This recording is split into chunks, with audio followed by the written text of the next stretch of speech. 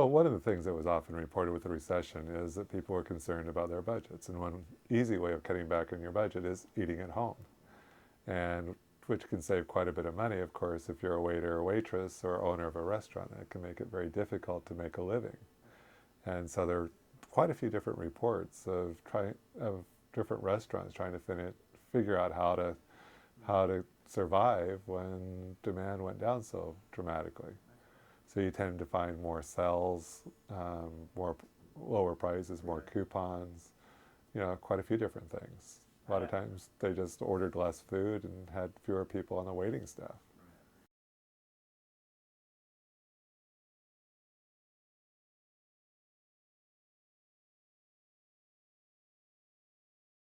Well, you have to remember there's different types of restaurants. So, for example, some of Port of Art, it tends to, um, it already has fairly low-cost food.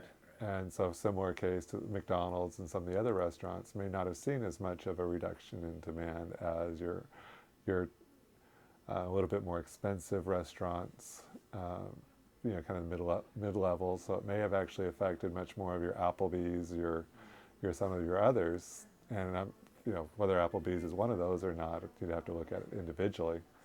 But if I'm more likely to eat at home, but I'm also more likely to cut back much more on, I'm not going to go to some of the nicer Indianapolis restaurants. But it also depends on some of their clientele. Some of their clientele may not have felt the recession that much. Wall Street restaurants, with large reductions in the number of people working in the area probably saw a bigger effect. Right. So a lot of the effects are fairly local, and it depends on the type of food they're serving.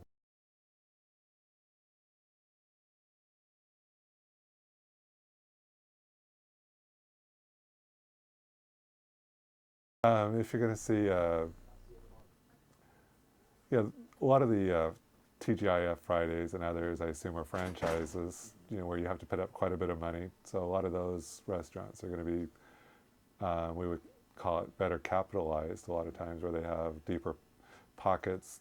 Because they could are more rich, I guess. Right. They're looking for different clientele versus a lot of the family restaurants that I've seen. A lot of times, if something goes wrong, they don't have as much money to fall back on. Not always true, because you have some of them who have been very profitable, have put money aside so that they are better able to weather difficult times. Or the franchises also would tend to have more manuals and methods of production than some of the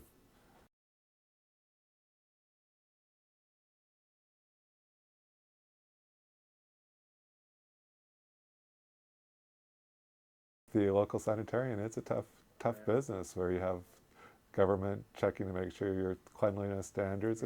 And one thing the sanitarian mentioned to me is one of the biggest concerns they face is a lot of the restaurants might start well, but then there's so much going on, it's so time consuming, so tiring, that a lot of times just because of burnout, a lot of times they let some of the other things go. So it's a tough business to be in.